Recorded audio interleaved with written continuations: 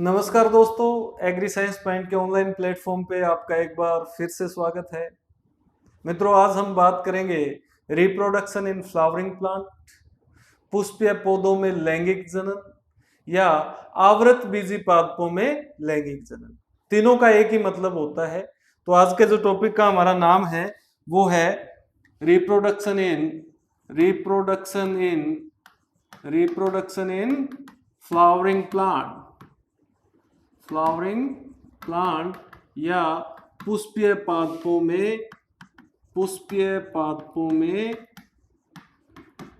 में लैंगिक जनन। देखो भाई, ये पुष्पीय पादप जो होते हैं इनको फ्लावरिंग प्लांट भी बोलते हैं, आवृत बीजी या इन्हें एंजियोस्पर्म भी हम बोलते हैं।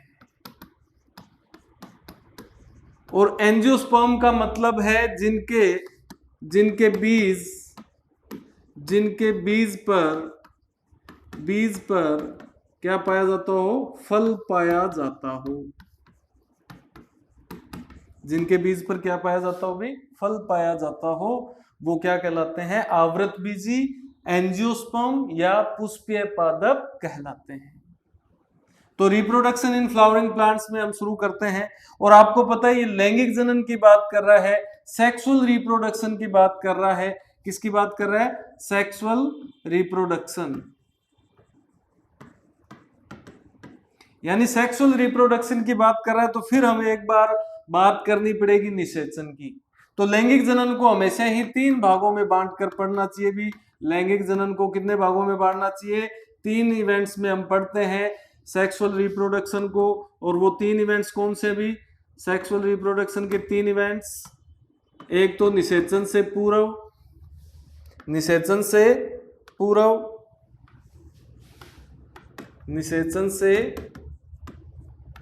पूर्व यानी प्री फर्टिलाइजेशन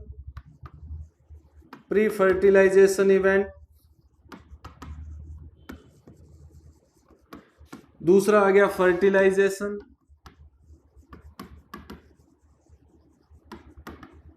और तीसरा है पोस्ट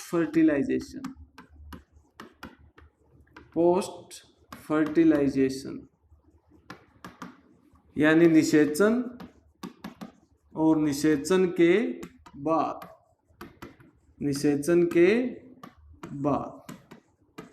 तो ये 3 इवेंट्स है बच्चों। अब इन 3 इवेंट्स में हमें क्या क्या देखना है? इसके अंदर हम पढ़ेंगे पहले तो गैमीटोजेनेसिस यानी युग्मक निर्माण। और युग्मक निर्माण अगर हमें पढ़ना है तो हमें नर व मादा जो जनन अंग हैं वो पढ़ने पड़ेंगे। पुष्पीय पादपों के कौन से होते हैं?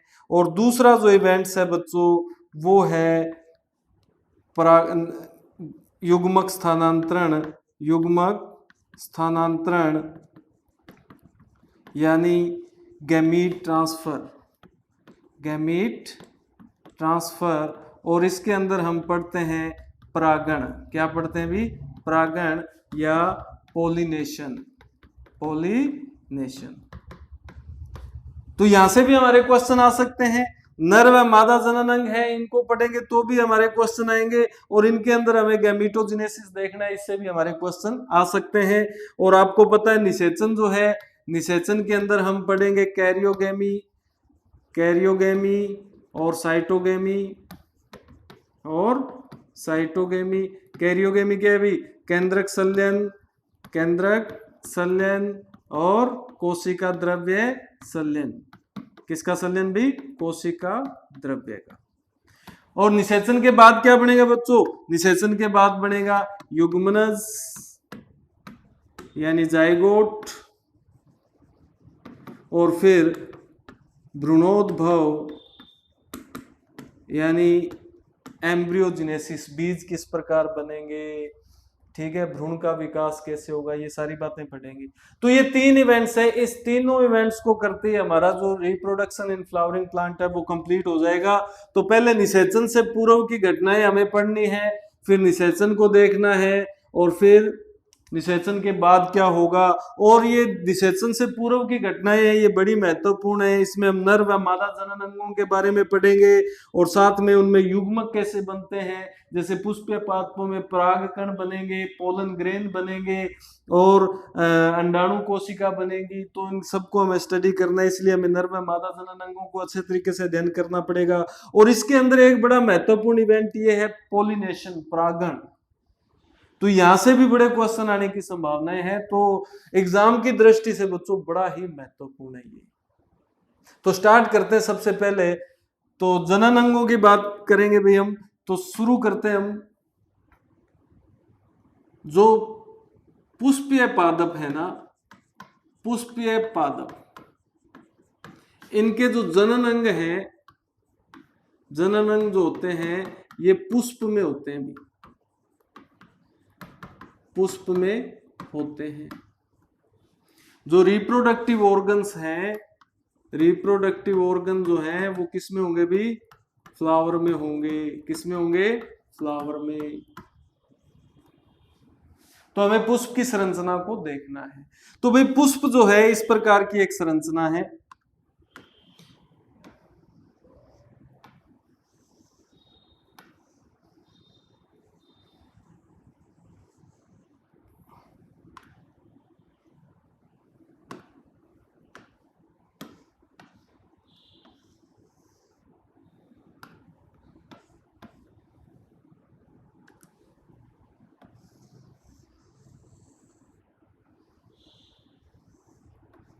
ठीक है, इसके अंदर जो है इस प्रकार से मादा भाग पाया जाता है और साथ में इसके अंदर इस प्रकार से नर भाग भी बहुत सारे पाए जाते हैं। ऐसा भी दिखता है भाई, जैसा भी बना है डायग्राम समझ आ जाना चाहिए। तो ये पुष्प की एक संरचना है। इसके अंदर क्या क्या चीजें हैं, देखो ये नीचे की जो डंडी है ये पुष्प व्रंत है। क्या है भी, पुष्प व्रंत है।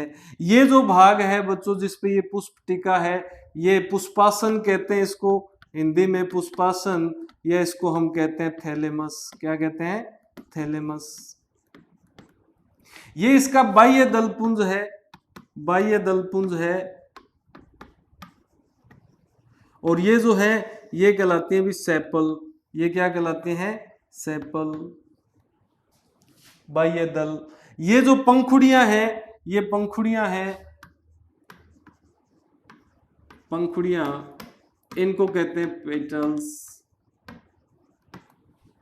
अब ये जो भाग है बच्चों, ये जो भाग है नर भाग, इसको कहते हैं एंड्रोशियम। क्या कहते हैं, एंड्रोशियम या पुमंग। इंग्लिश में इस चैप्टर को जितना ज्यादा पढ़ोगे उतना ही अच्छा है। ये जो बीच का मादा भाग है इसको बोलते हैं गायनोसियम, गायनोसियम। और ये है जायांग। तो कितनी चीजें होगी, कैलिक्स, कोरोला, एंड्रोशियम और गायनोसियम। ठीक है, 4 चीजें हैं इस पुष्प के अंदर। तो इनमें सबसे पहले इनको 2 भागों में हम डिवाइड करते हैं। एक तो होते हैं सहायक, एसेसरी, और एक होता है जननशील चक्र, जननशील या आवश्यक चक्र, रिप्रोडक्टिव या एसेंशियल, या एसेंशियल। तो इसके अंदर 2 चीजें हैं, कैलिक्स और एक है कोरोला। ये दोनों सहायक चक्रों में आते हैं। और एंड्रोशियम और गायनोसियम जो है ये दोनों आवश्यक और जननशील चक्र आते हैं, कहलाते हैं, क्योंकि इन्हीं के अंदर नर और मादा जनन भाग जो है वो पाए जाते हैं। तो इसलिए ये आवश्यक है, जननशील है, रिप्रोडक्टिव है और एसेंशियल है। ये दोनों सहायक है। ठीक है, पंखुड़ियां जो है कीटों को आकर्षित करती है, और जो बाह्य दलपुंज है वहां पे फोटोसिंथेसिस होता है, प्रकाश संश्लेषण होता है, जिससे क्या बनता है, फूड बनता है। तो बात करेंगे हम एक्चुअल में जो हमारा टॉपिक रिलेटेड है वो इससे है।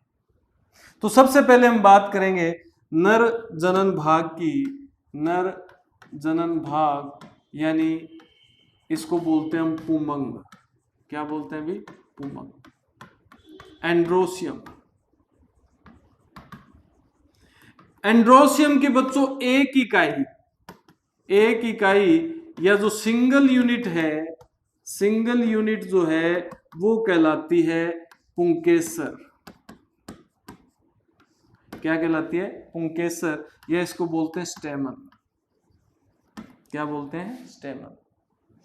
एक इकाई यानी सभी पुंकेसरों को मिलाकर हम उसको पुमंग या एंड्रोसियम बोलते हैं, और इसके एक इकाई को, सिंगल यूनिट को पुंकेसर या स्टेमन बोलते हैं। स्टेमन जो है इसके दो मुख्य भाग हैं, एक तो परागकोश जिसको बोलते हैं बच्चों एंथर, और एक है पुतंतु जिसको बोलते हैं फिलामेंट। जिसको क्या बोलते हैं, फिलामेंट। इस प्रकार की संरचना जो है वो एक पुंकेसर है या स्टेमन है, और इसके दो भाग हैं, ये तो है एंथर और ये है फिलामेंट, पुतंतु। और ये योजी ऊतकों की मदद से आपस में जुड़े रहते हैं। योजी ऊतक या कनेक्टिव टिश्यू,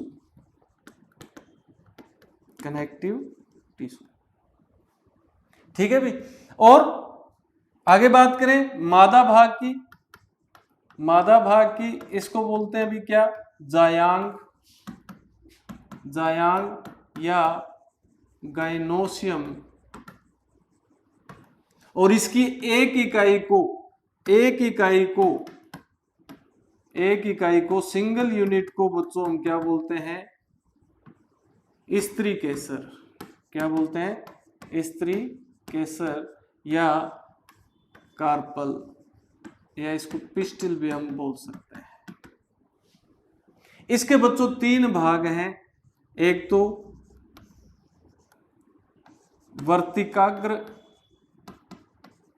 वर्तिकाग्र या स्टिग्मा, दूसरा है वर्तिका यानी स्टाइल, और तीसरा भाग है अंडाशय यानी ओवरी। तो ये तीन भाग हो गए भाई। अब इसको अगर देखेंगे डायग्राम में तो इस प्रकार से दिखाई देगा। तो ये जो ऊपर का भाग है बच्चों, ये क्या है, स्टिग्मा है। क्या है, स्टिग्मा। ये जो बीच की नलिका है ये स्टाइल है, ये अंडाशय है, और इस अंडाशय के अंदर पाया जाता है बीजांड। क्या पाया जाता है, बीजांड या ओव्यूल।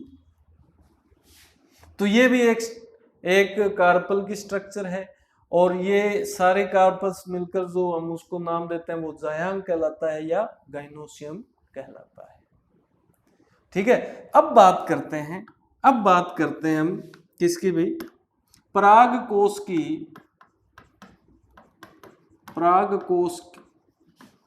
की संरचना की। ठीक है, एंथर की बात करते हैं। ज्यादातर एंथर जो होते हैं सामान्यतः परागकोश जो है वो द्विपालित होते हैं या बाइलोब्ड होते हैं। बाइलोब्ड का मतलब इस प्रकार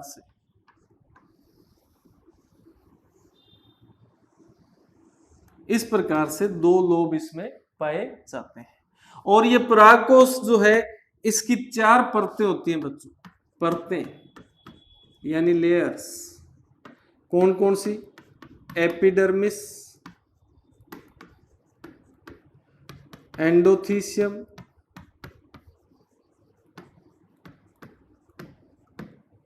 मध्य परतें और टेपिटम। तो यहां से क्वेश्चन आने की संभावना है, इस बात पूरी पूरी है। तो किस प्रकार से ये संरचना दिखती है अभी हम बात करते हैं। तो इसकी एक जल्दी से हम एक डायग्राम बना लेते हैं। अभी सबसे बाहर जो एक सिंगल लेयर है वो बच्चों है एपिडर्मिस। ये कौन सी होगी? एपिडर्मिस। इसके अंदर जो परत पाई जाती है उसको बोलते हैं हम एंडोथीसियम। इसका सीक्वेंस भी हमसे पूछ सकता है। ये परत है बच्चों एंडोथीसियम। इसके अंदर कुछ मध्य परतें पाई जाती हैं, मिडल लेयर्स पाई जाती हैं। इनकी संख्या ज्यादा हो सकती है। अभी इनको बोलते हैं मध्य परतें, मिडल लेयर्स। और सबसे अंत में अंतिम जो भाग है ये पाई जाती है यहां पे टेपेटम। क्या पाई जाती है? भी टेपेटम। ठीक है, तो ये है बच्चों टेपेटम। तो अगर आपसे सीक्वेंस पूछे तो सीक्वेंस भी ध्यान रखना। सबसे बाहर ये सेकंड नंबर, ये थर्ड नंबर, और ये फोर्थ नंबर। इस प्रकार से एक बाइलोब्ड एंथर का अगर हम सेक्शन लें तो इस प्रकार से हमें दिखाई देगा। अब बात करते हैं भी इनका महत्व क्या है, इनका रोल क्या है। देखो एपिडर्मिस जो है ये तो सबसे बाहरी है, सुरक्षात्मक है। अब इसके अंदर क्या होगा बच्चों? इसके अंदर परागकण बनेंगे। क्या बनेंगे? परागकण बनेंगे, पोलन ग्रेन बनेंगे। अब ये पोलन ग्रेन जब बनेंगे यानी एंथर जब मैच्योर हो जाएगा तो पोलन ग्रेन बनेंगे तो वो बाहर आएंगे। बाहर आकर वो फर्टिलाइजेशन के लिए पहले पोलिनेशन होगा, जाएंगे, फिर फर्टिलाइजेशन करेंगे, निषेचन करेंगे। परंतु वो बाहर निकलेंगे कैसे? इतनी इतनी परतें तो इसमें है। तो क्या सिस्टम रहता होगा? ये किस प्रकार से प्रस्फुटित होता होगा, डेंस इसका होता होगा भी ये पोलन ग्रेन्स जो है बाहर आ जाए। तो ये सुरक्षात्मक कवच है। ये टूटता कैसे है? ये टूटता है एंडोथीसियम की मदद से। तो एंडोथीसियम का क्या रोल है? मध्य परतें जो है ना, इनके बारे में एक चीज बस ध्यान रख लेना, 1 से 3 परतें होती है, 1 to 3 लेयर्स। और ये एंथर के परिपक्व होने पर नष्ट हो जाती हैं, अपने आप ही नष्ट हो जाती हैं। तो इससे ज्यादा क्वेश्चन आने की संभावनाएं नहीं है। मिडल यहां पे क्वेश्चन जो आएगा आपका, मैं अभी बता दूं, या तो टेपेटम से आएगा या एंडोथीसियम से आएगा। तो एंडोथीसियम का क्या रोल है? अंतस्थीसियम भी बोलते हैं इसको, अंतस्थीसियम, या इसको बोलते हैं हम एंडोथीसियम।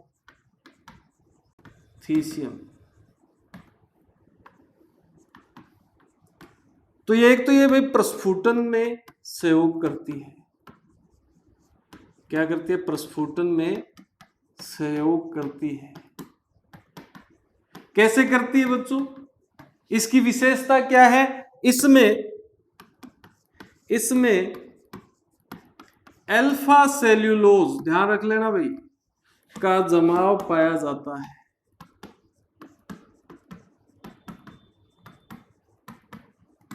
यानी अल्फा सेल्यूलोज की थिकनिंग जो है इसमें पाई जाती है। अब इस अल्फा सेल्यूलोज का गुण क्या है? अल्फा सेल्यूलोज जो है बच्चों, ये क्या करती है? आर्द्रता का अवशोषण करती है। क्या करती है? आर्द्रता का अवशोषण करती है। Absorb humidity.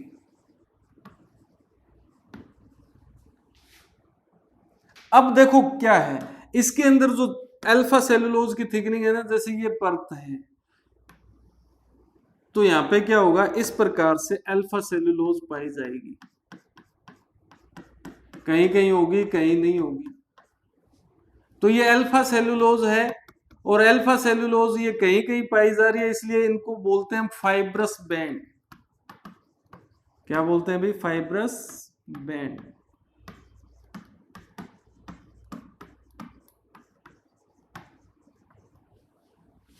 अब ये क्या करेगी? अब यहां से ये क्या करेगी? आर्द्रता यानी जल को अवशोषित करेगी। तो ये तो मजबूत है, तो ये जल दबाव डालेगा, यहां से निकलने का प्रयास करेगा, ये अब्जॉर्ब करेगी तो यहां से निकलेगा। तो इस प्रकार से ये टूट जाती है, इस प्रकार से बीच बीच में से क्या हो जाएगी? टूट जाएगी, जिससे पराग कण क्या आ जाएंगे? बाहर आ जाएंगे। ठीक है, तो इसीलिए ये परत जो है पराग कोश के एंथर के प्रस्फुटन में, डायहेंसिंग में हेल्प करती है। क्यों? क्योंकि इसमें अल्फा सेलुलोज की थिकनिंग पाई जाती है। तो इस बात को आपको विशेष रूप से ध्यान में रखना है, इससे क्वेश्चन आ सकता है। मध्य परत की बात करें तो मध्य परतें भी अभी मैंने वैसे वहां पे लिख भी दिया था, पर फिर भी देख लो। मध्य परतें या मिडल लेयर 1 से 3, ठीक है, और ये एंथर के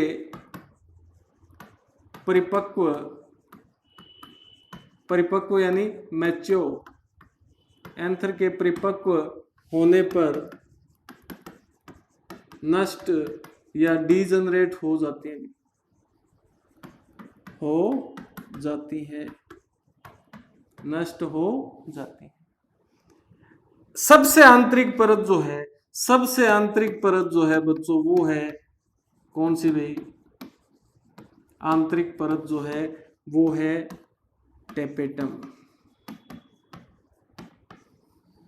मोस्ट इंपॉर्टेंट है बच्चों, इस बार मोस्ट इंपॉर्टेंट है, इससे क्वेश्चन आने की संभावनाएं सर्वाधिक है। टेपेटम का क्या कार्य है? टेपेटम का क्या कार्य है? एक तो ये भाई, यह परत पराग कणों को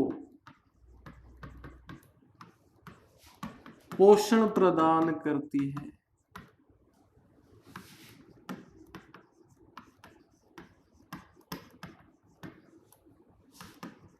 नरिशमेंट देती है किसको?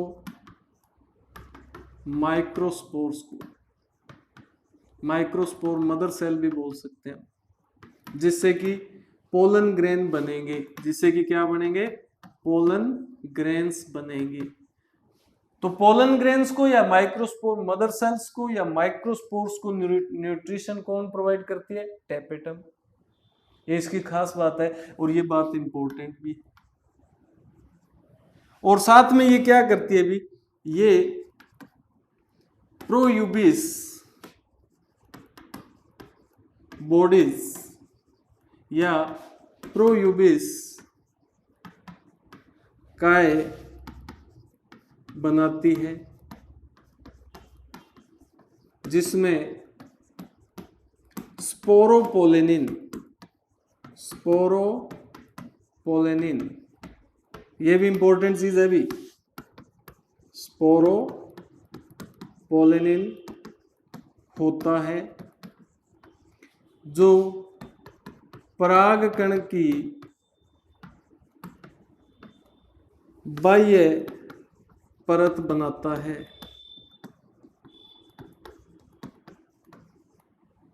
आउटर लेयर जो है पोलन ग्रेन की आउटर लेयर बनाता है भी, पोलन ग्रेन की आउटर लेयर बनाता है। और ये स्पोरोपोलेनिन ऐसा पदार्थ है, स्पोरोपोलेनिन जो है ना बच्चों, स्पोरोपोलेनिन जो है ना, इसे कोई भी एंजाइम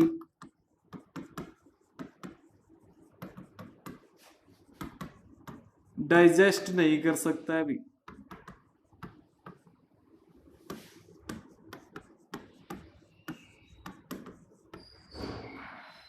यानी ये सुरक्षात्मक रूप से बड़ी जरूरी है, क्योंकि आपको पता है भी पराग कणों को किसी माध्यम के द्वारा वर्तिकाग्र तक जाना पड़ेगा, वायु के द्वारा, कीटों के द्वारा, किसी जंतु के द्वारा, जल के द्वारा। तो उसके नष्ट होने की संभावनाएं सर्वाधिक है। तो ये नष्ट ना हो इसीलिए इसके ऊपर कौन सी परत पाई जाती है, स्पोरोपोलेनिन से बनी हुई। तो इस स्पोरोपोलेनिन को कोई डाइजेस्ट नहीं कर सकता। अब आपको ये भी सोचना है भी, अगर इसके चारों ओर स्पोरोपोलेनिन है तो फिर इसके अंदर का न्यूक्लियस, पोलन ग्रेन का न्यूक्लियस बाहर जाएगा तभी फर्टिलाइजेशन करेगा, तो वो कैसे जाएगा? तो भगवान ने इसकी भी एक व्यवस्था की है, उसकी भी चर्चा करेंगे आगे, बने रहिए इस क्लास में। तो स्पोरोपोलेनिन की परत बनाता है, साथ में और क्या क्या काम है अभी, टेपेटम जो है, टेपेटम हार्मोन का स्त्रावण भी करती है, जैसे कि इंडोल एसिटिक एसिड व केलेज एंजाइम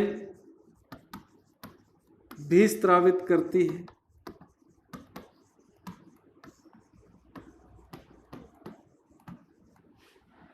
तो आपसे यह भी कोई पूछ ले भी हार्मोन और एंजाइम भी स्त्रावित करती है क्या? हाँ जी करती है। कौन सा हार्मोन है ये और कौन सा एंजाइम? ये एंजाइम है, ये क्या है? एंजाइम है, ये भी सिक्रीट करती है भी। अब इसके प्रकार देखें तो टेपेटम के प्रकार,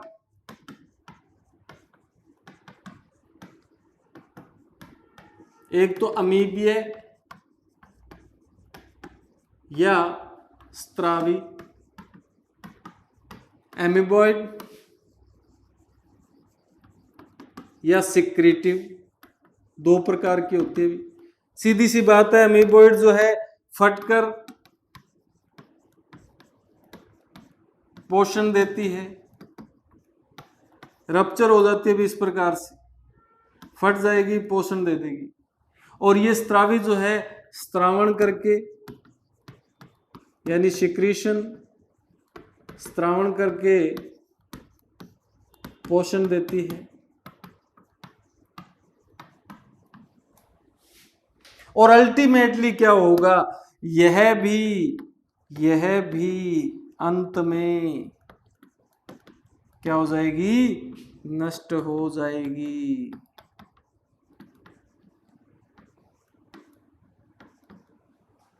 ये भी नष्ट हो जाएगी, डिजेनरेट हो जाएगी। यानी ये अपना सारा कुछ जो है त्याग समर्पण दे देती है। तो इसके क्या क्या काम है बच्चों? नरिशमेंट करना, स्पोरोपोलेनिन की लेयर बनाना, किस पर? परागकण पर। तो बड़ी महत्वपूर्ण है। कितने प्रकार के? दो प्रकार के एंजाइम भी स्त्रावित कर सकती है और हॉर्मोन्स भी स्त्रावित करती है। तो ये होगी एक एंथर की स्ट्रक्चर, उसकी इंटरनल स्ट्रक्चर की हम कह सकते हैं। अब बात करें मादा भाग की, अगर हम बात करें पिस्टिल की, तो पिस्टिल के अंदर जो मेन चीज जो है वो है बच्चों अंडाशय में पाए जाने वाला ओव्यूल। अंडाशय में पाए जाने वाला ओव्यूल इस प्रकार से होता है।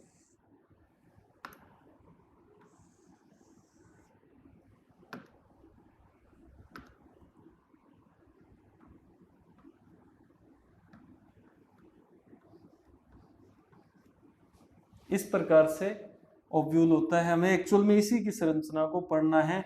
ये तो होगी, हमने बात कर ली क्या? स्टिग्मा, ये हो गई स्टाइल, ये हो गई ओवरी और ये हो गया ओव्यूल। तो सबसे पहले हम बात करते हैं ओव्यूल की। तो ओव्यूल किस प्रकार से दिखता है?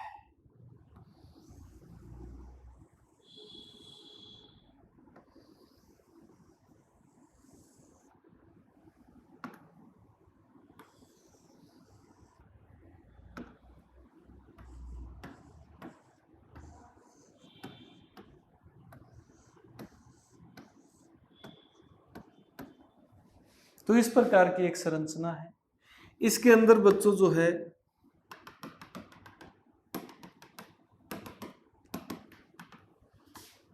न्यूसेलस, ठीक है, रेफ इंटेग्यूमेंट, चलाजा कोशिका, एंटीपोडल सेल, ये जो बीच की है ये होती है भी सेंट्रल सेल, सेंट्रल सेल्स या केंद्रीय कोशिकाएं, केंद्रीय कोशिका। इनमें से जो ये बीच में है बच्चों, ये बीच में जो है ये है एग सेल या अंडाणु, अंडाणु कोशिका। और इसके साथ जो दो कोशिकाएं हैं ये कहलाती हैं, ये और ये कहलाती है सहायक कोशिका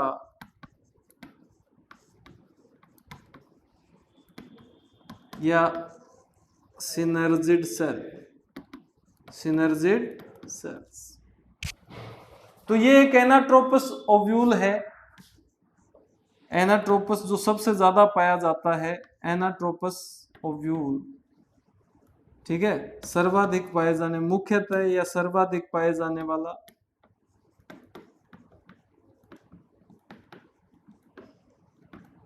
तो ये इसकी आंतरिक संरचना होगी भी, परंतु क्वेश्चन कहां से बनेंगे ये हमें देखना है।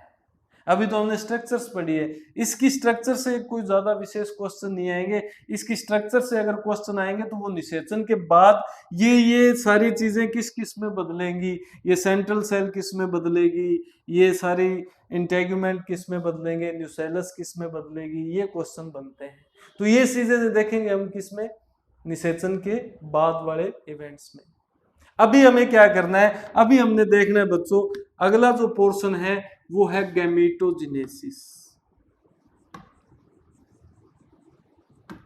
भाई गैमीटोजेनेसिस उन स्टूडेंट्स को अच्छे तरीके से समझ आ सकता है जिन्होंने सेल डिवीजन किया हो, और सेल डिवीजन में भी जिन्होंने अर्धसूत्री विभाजन या मियोसिस किया हो।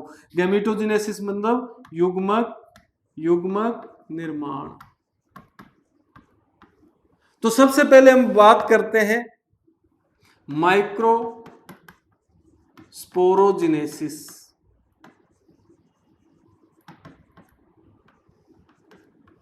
लघु लघु बीजाणु जनन। देखो जो नर युग्मक होते हैं उनको लघु बीजाणु भी हम बोलते हैं, माइक्रोस्पोर्स भी बोलते हैं, तो इसीलिए इस प्रोसेस को माइक्रोस्पोरोजेनेसिस हम कहते हैं।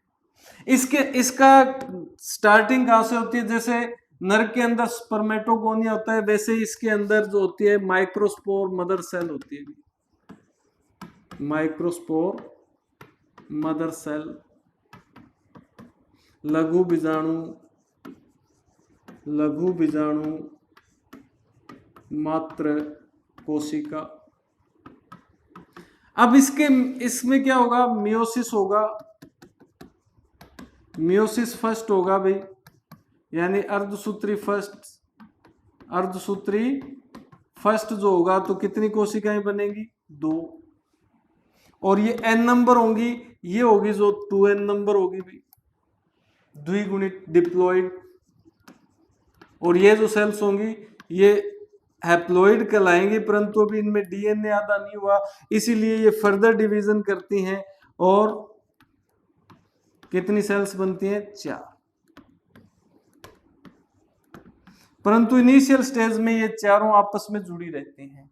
इनिशियल स्टेज में ये चारों जो सेल्स हैं वो आपस में जुड़ी रहती हैं, और इनके जुड़ने का कारण है एक सब्सटेंस जिसका नाम है केलोस, केलोस के कारण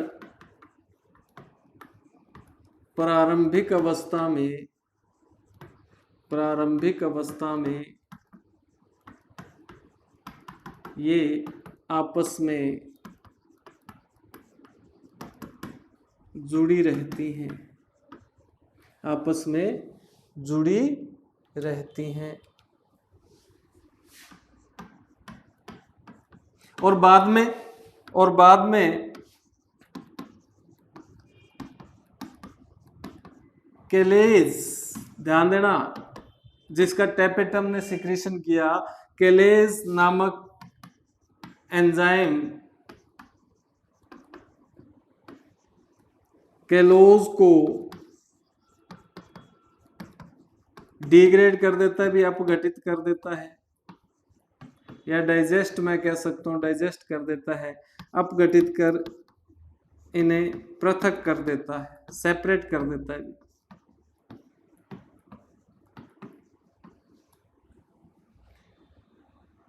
ये टेट्राड फॉर्म में होती है स्टार्टिंग में, और उसके बाद में जो है ये सेपरेट हो जाते हैं, और सेपरेट होने के बाद बच्चों हमें इस प्रकार की संरचना दिखाई देती है, इस प्रकार की संरचना हमें दिखाई देती है। अब देखो इसकी दो परतें हैं, एक तो एक्साइन और अंदर वाली जो है एंटाइन, और यहाँ पे एक्साइन में यहाँ पे कौन सा पदार्थ है भी, स्पोरोपोलेनिन है, परंतु ये इसको चारों ओर से कवर नहीं करता, एक स्थान पर ये नहीं भी पाया जाता, जिसे हम जर्मपोर बोलते हैं। क्या बोलते हैं? जर्मपोर या जनन छिद्र। इसके अंदर केंद्रक है, न्यूक्लियस है, वैक्यूल्स होगी, साइटोप्लाज्म होगा, सारी चीजें होगी। और ये अब ये पूरी संरचना जो है ये कहलाएगी पोलन ग्रेन। क्या कहलाएगी बच्चों? पोलन ग्रेन या परागकण, या परागकण। तो परागकण के अंदर मैंने आपको बताया भी ये केंद्रक बाहर कैसे जाएगा निषेचन के लिए, तो इसमें एक व्यवस्था भी दी है भी, जर्मपोर है छोटा सा। अब ये परागकण जो है ना, ये इसकी डेवलपमेंट हमें को पढ़नी पड़ती है, इसका विकास कैसे होता है। तो डेवलपमेंट जब हम पढ़ते हैं तो इसकी डेवलपमेंट जो है बच्चों दो इवेंट्स में होती है।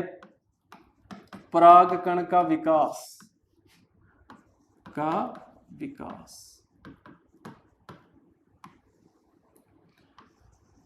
डेवलपमेंट ऑफ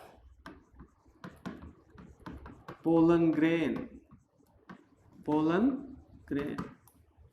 तो दो इवेंट्स में इसकी डेवलपमेंट होती है, एक तो परागण से पूर्व और एक परागण के बाद, परागण के बाद। Pre pollination development, pre pollination development और पोस्ट पोलिनेशन डेवलपमेंट।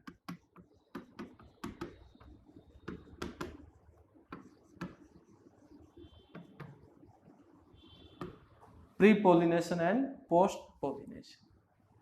अब परागण से पूर्व क्या होगा, ये जो आपका परागकण है ना बच्चों, तो इसको अगले पेज पे देखते हैं क्योंकि डायग्राम बड़ा बनेगा। परागण से पूर्व, परागण से पूर्व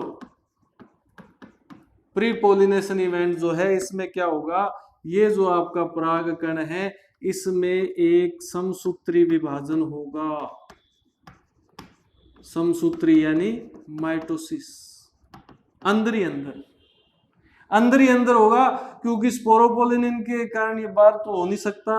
अब अंदर ही अंदर विभाजन होगा, तो इसके अंदर बच्चों दो सेल बन जाएंगी,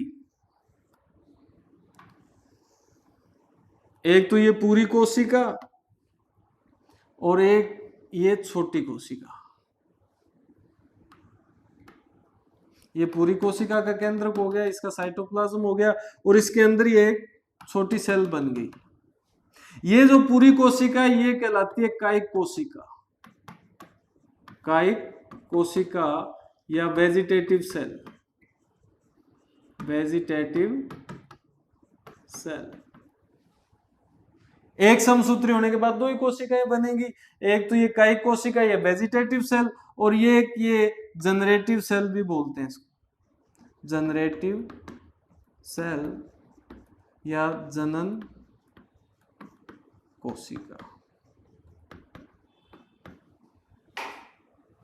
तो ये है परागण से पूर्व की घटना। परागण होने से पूर्व ये काम हो जाएगा, एक बार इसके अंदर समसूत्री विभाजन हो जाएगा। अब परागण के बाद, परागण के बाद अभी परागण क्या होता है ये हमने नहीं जाना, परंतु परागण होने के बाद क्या होगा ये आपको जानना जरूरी है। परागण के बाद यानी इसके अंदर क्या चेंजेस आएंगे। वैसे परागण कोई ज्यादा बड़ी चीज नहीं, आपको आपने पढ़ा ही होगा, परंतु हम जो पढ़ेंगे वो थोड़ा डिटेल से इसको पढ़ने वाले हैं इस बार। तो परागण के बाद क्या होगा बच्चों, अब इस आपके पास ये दो स्थितियां हैं, यानी आपके इस परागकण के अंदर दो कोशिकाएं हैं, एक तो कायिक कोशिका है और एक जनन कोशिका है। अब परागण के बाद क्या होगा, जनन कोशिका में एक बार पुनः समसूत्री विभाजन होगा भी।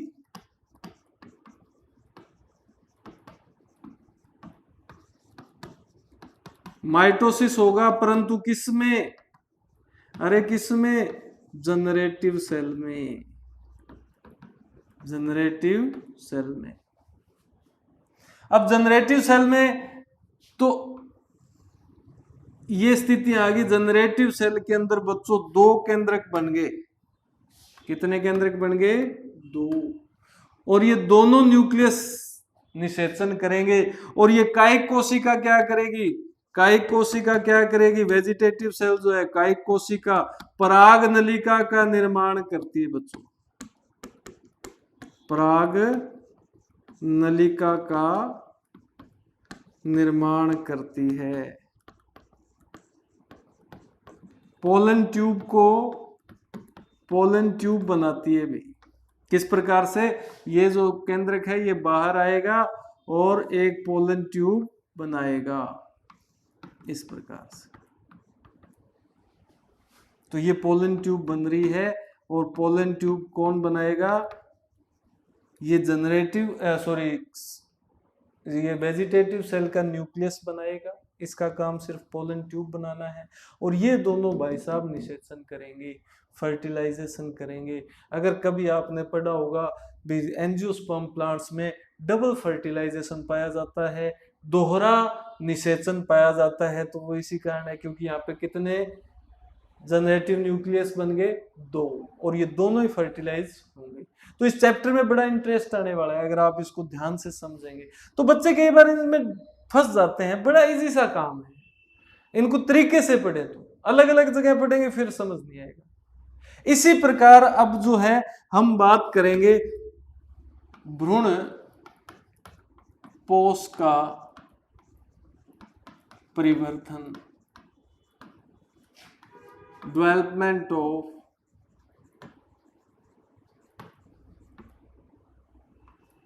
Embryo sac. अब एम्ब्रियो सेक के अंदर इतनी कोशिकाएं बनी, परंतु एम्ब्रियो सेक कैसे बना। अब देखो ये मेगास्पोर मदर सेल है, मेगास्पोर मदर सेल,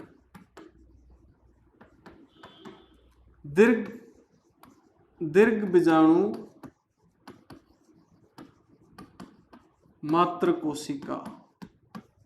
अब आपको पता है इसका मियोसिस फर्स्ट होगा, मियोसिस फर्स्ट होगा तो दो सेल बनेंगे, एक पोलर बॉडी बनेगी, नष्ट हो जाएगी क्योंकि अंडाणु कोशिका एक ही बनती है भाई।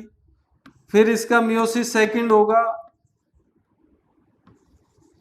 मियोसिस सेकंड होगा, फिर इससे दो सेल बनेंगे, एक पोलर बॉडी बनेगी, ये भी नष्ट हो जाएगी, तो ये बन गया। अब इसकी डेवलपमेंट होगी, इसकी क्या होगी, डेवलपमेंट, और ये प्रोसेस क्या कहलाएगा, मेगास्पोरोजिनेसिस, मेगास्पोरोजिनेसिस, दीर्घ बीजाणु जनन, दीर्घ बीजाणु जनन। अब ये कोशिका बन गई, अब इससे भ्रूणपोष का परिवर्धन होने वाला है, भ्रूणपोष बनने वाला है। किस प्रकार से, अब आपके पास ये हैप्लॉइड सेल है, कैसी सेल है, हैप्लॉइड, ये कहां से आई, मेगास्पोरोजिनेसिस से, दीर्घ बीजाणु जनन से, अर्धसूत्री विभाजन से अगुणित कोशिका आपके पास आ गई। अब क्या होगा बच्चों, इस अगुणित कोशिका के अंदर समसूत्री विभाजन होगा। क्या होगा बच्चों, समसूत्री विभाजन होगा, और ये विभाजन है पहला, पहली बार इसमें विभाजन होगा समसूत्री, तो इसके अंदर 2 कोशिकाएं बन जाएंगी। कितनी बन गई? 2। अब हैप्लॉइड का समसूत्री हो रहा है तो हैप्लॉइड ही बनेंगी, दोनों अगुणित ही बनेंगी, यानी जिनमें गुणसूत्रों की संख्या क्या हो? आधी हो। फिर इसके बाद में एक बार फिर समसूत्री विभाजन होगा भी, और ये विभाजन अब कितनी बार हुआ है? पहले एक बार हो गया, अब ये दूसरा है, तो 2 से कितनी बन जाएंगी बच्चों? 4। कितनी बन जाएंगी?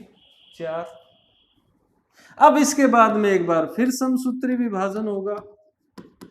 अब ये कितनी बार हो रहा है? कौन सा नंबर है इसका? तीसरा। अब क्या होगा? अब इस प्रकार की संरचना बन जाएगी, 4 से 8 केंद्रक बनेंगे, 2 बीच में मर्ज हो जाएंगे और ये बन गया। केंद्रक तो कितने बने? 8। कोशिकाएं कितनी? 7। ये 2 मर्ज होगी सेंटर में आने के कारण। अब ये जो कोशिकाएं, इनको हमने क्या नाम दिया? चलाजा कोशिका, चलाजा सेल्स या एंटीपोडल सेल। ये केंद्रीय कोशिका है बच्चों। कौन सी? केंद्रीय। ये पोलर न्यूक्लियाई हैं, ध्रुवीय केंद्रक हैं। ये जो साथ वाली है ये और ये सहायक हैं, या इनको बोलते हैं सिनर्जिट। और ये जो बीच में है ये है एग सेल, यानी अंडाणु कोशिका।